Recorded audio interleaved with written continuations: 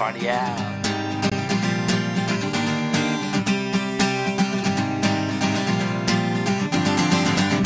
Rain on my face.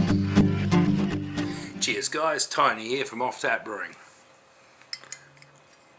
Yeah, sorry, just trying to get this puppy open. Just grabbing a little creatures.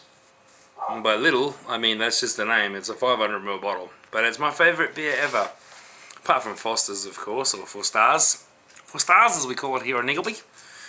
But guys, I want to touch on something that I've done a few times and I will do in the future and do it again. And people, the naysayers will naysay, but guys, beer over beer brewing is what I call it. Beer over beer.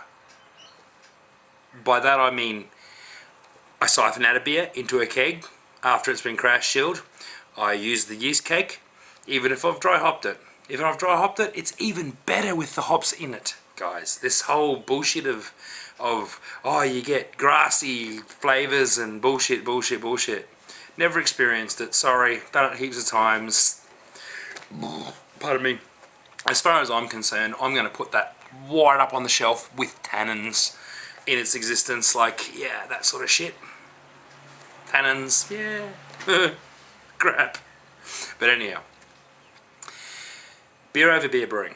Ferment a beer, dry hop it, siphon it off into a keg, and then pour another cube of beer straight over the top of that to utilise the yeast, which is built up to a nice big yeast cake.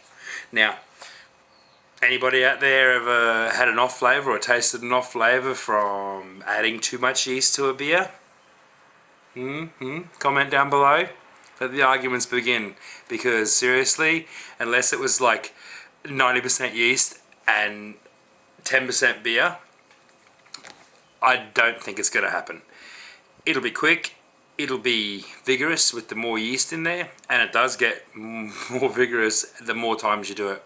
Now I've done it for a maximum of 3 times, and I probably wouldn't push it past that. But when I do it, I will dry hop every single time, and that beer just develops all those flavours. And I'll leave a bit of beer from each one into it. So one beer leads into another, leads into another. Now obviously beer on beer brewing, you don't start with a stout and then go to a pale ale, because that's just fucking ridiculous. I mean, if you're going to have that, if you're going to do that sort of shit, you might as well just fucking throw it out before you begin. But you know, start with a nice, you know, 4%er, 5%er, and move to a 5%er, 6%er, and then move up and move up. Don't overtire your yeast, don't stress her out. Just build on your yeast, build on the strength of your yeast. Every time the yeast cake will get bigger. And you know, you don't want to start with a 10% beer and then go to a 3% beer, because your yeast is pretty exhausted after doing a 10% beer. So you know, you got to build it up. You know, if you wanted to start with a light lager and then go, a light pale ale or something like that, like a light ale, and then move up to a pale ale and then a double IPA and then throw a stout over the top of that, I mean, as it builds in flavour, you're not really going to retain the last flavour of the last beer as much. But if you're sticking around the same sort of 5% beers, your sort of genre, your niche beer, which mine, I'm a bit hoppy head, a bit of a hop head. You know, I did like the 6%ers, now I like the 3.5 to 4%ers. This one here is a heavy beer for me at 5.2, very heavy these days. I normally used to brew 6 and 7s, this is like a treat for me. But, oi, shush, come on, please. So yeah, beer on beer brewing. Build her up. Develop the flavours.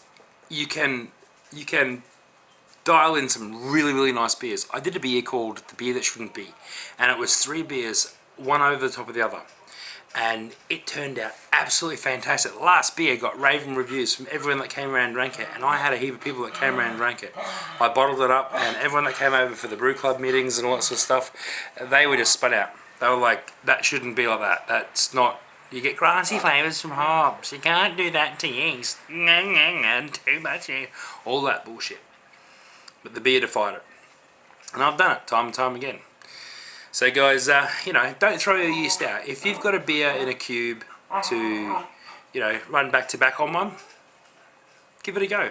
If it's a very similar beer, you might be very surprised on the results you'll get from it. Cheers, guys. Remember, beer makes you smarter. I am the stone that the builder refused. I am the visual, the inspiration that made ladies sing the blues. I'm the spark that makes your idea bright. The same spark that lights the dark so that you can know your left from your right.